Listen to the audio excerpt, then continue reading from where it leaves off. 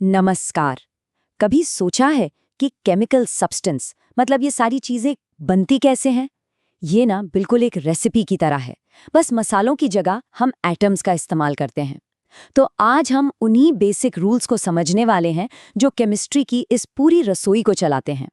तो सबसे बड़ा सवाल यही है, एक मॉलिक्यूल जैसे पानी या चीनी, इसको बनाने की परफेक्ट रेसिपी क्या है? और इसका जवाब वो कुछ बहुत ही बुनियादी सिद्धांतों में छिपा हुआ है। देखिए, जैसे कोई बढ़िया डिश बनाने के लिए रेसिपी के रूल्स फॉलो करना जरूरी होता है, बिल्कुल वैसे ही केमिस्ट्री के भी अपने कुछ फिक्स्ड नियम हैं। और यही नियम तय करते हैं कि कौन से एलिमेंट्स कैसे और कितनी मात्रा में एक साथ जुड़ेंगे। ओके, तो अब थोड़ा डीप डाइव करते हैं। हमारी नींव है संयोजन के नियम, यानी लॉज ऑफ कॉम्बिनेशन। ये वो यूनिवर्सल नियम हैं जिनका पालन हर केमिकल रिएक्शन को करना ही पड़ता है। ये समझ लीजिए कि नॉन नेगोशिएबल हैं। ये है पहला और सबसे जरूरी नियम। इसका मतलब बहुत सीधा सा है। आप जितना टोटल सामान लेकर कोई रिएक्शन शुरू करते हैं, आपको आखिर में भी ठीक उतना ही सामान मिलेगा। कुछ भी जादू से न तो गायब होता है और ना ही कहीं से आ जाता है। अब यहाँ एक मजेदार बात है। भले ही टोटल वजन और हर तरह के एटम्स की गिनती सेम रहती है, लेकिन मॉलिक्यूल्स की कुल संख्या बदल सकती है। इसे ऐसे समझिए जैसे दो छोटे मॉलिक्यूल्स जुड़कर एक बड़ा मॉलिक्यूल बना लें, तो मॉलिक्यूल्स की गिनती तो कम हो गई, पर टोटल वजन उतना का उतना ही रहा। तो अब हम ये तो जान गए कि पदार्थ सुरक्षित रहता है, लेकिन अगला सवाल है, ये जुड़ते कैसे हैं? तो यही एंट्री होती है अनुपात के नियमों की, जो हमें फिक्स्ड रेशियो की कहानी बताते हैं। यह है निश्चित अनुपात का नियम। इसका सीधा सा मतलब है कि पानी, चाहे वो नदी से आए या लैब में बना हो, उसमें हाइड्रोजन और ऑक्सीजन का रेशियो हमेशा हमेशा फिक्स्ड ही रहेगा। रेसिपी कभी नहीं बदलती। तो सबसे जरूरी बात यह है कि किसी भी प्योर कंपाउंड के लिए ये दो बातें हमेशा सच होती हैं। एलिमेंट्स का परसेंटेज और उनके वजन का रेशियो हमेशा एक जैसा ही रहेगा। असल में यही तो उसकी पहचान है। अच्छा, तो अब निश्चित और गुणित अनुपात के नियमों में फर्क समझते हैं।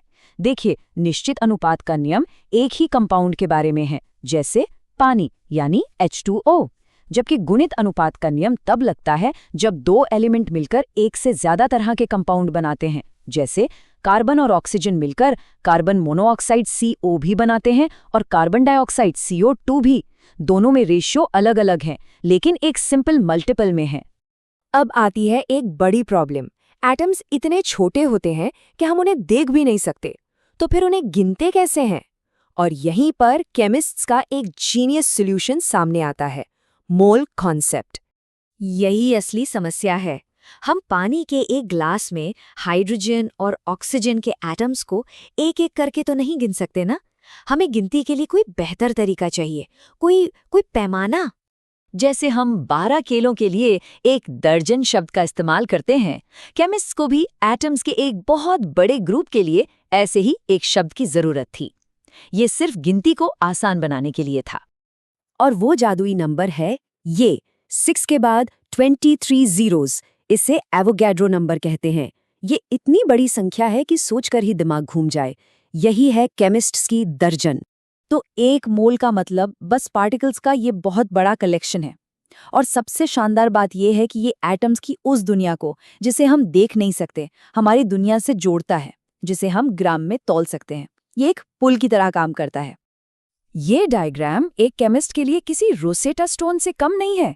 ये हमें दिखाता है कि मोल का इस्तेमाल करके हम कैसे मास, वॉल्यूम और पार्टिकल्स की संख्या के बीच आसानी से घूम सकते हैं, मतलब एक से दूसरे में कन्वर्ट कर सकते हैं। वाकई में ये एक बहुत ही पावरफुल टूल है। तो चलिए देखते हैं ये काम कैसे करता है। मोल कैलकुलेट करने के ये 3 मेन रास्ते हैं। अगर हमें किसी चीज का वजन यानी मास पता है तो हम पहला फॉर्मूला इस्तेमाल करते हैं। अगर हमारे पास कोई गैस है और उसका वॉल्यूम पता है तो दूसरा फॉर्मूला काम आता है। और अगर हमें सीधे सीधे एटम्स या मॉलिक्यूल्स की गिनती ही पता हो तो हम तीसरे फॉर्मूले का इस्तेमाल कर लेते हैं। ये तीनों हमें अपनी ज़रूरत के हिसाब से कैलकुलेशन करने में मदद करते हैं। तो अब हमारे पास रूल्स भी हैं और मोल का कॉन्सेप्ट भी। चलिए देखते हैं कि इन टूल्स का इस्तेमाल करके हम केमिकल फॉर्मूलों को कैसे एनालाइज करते हैं और समझते हैं। मूलानुपाती सूत्र या एम्पिरिकल फॉर्मूला, समझिए ये रेसिपी का सबसे बेसिक, सबसे सिंपल वर्जन है। ये आपको बस एटम्स का सबसे बुनियादी रेशियो बताता है, जैसे C1H2O। और आणविक सूत्र या मॉलिक्यूलर फॉर्मूला ये है असली पूरी रेसिपी। यह आपको एक मॉलिक्यूल में हर तरह के एटम का एग्जैक्ट नंबर बताता है, जैसे कि ग्लूकोज के लिए C6H12O6। इन दोनों के बीच का रिश्ता बहुत ही सिंपल है। मॉलिक्यूलर फॉर्मूला एम्पेरिकल फॉर्मूला का ही एक होल नंबर मल्टीपल n होता है। हमारे ग्लूकोज वाले एग्जाम्पल में n की वैल्यू 6 है, क्योंकि C6H12O6 असल में C1H2O का 6 गुना ही तो है। चलिए अब एक और बहुत इंपॉर्टेंट कॉन्सेप्ट समझते हैं, लिमिटिंग रिएजेंट। और इसे समझने के लिए हॉट डॉग से बेहतर कोई एग्जाम्पल नहीं। सोचिए, आप सिर्फ 8 हॉट डॉग्स बना सकते हैं, क्योंकि आपके हॉट डॉग खत्म हो जाएंगे, भले ही आपके पास एक्स्ट्रा बन पड़े हों। तो यहाँ हॉट डॉग वो चीज़ है जो प्रोसेस को लिमिट कर रही है।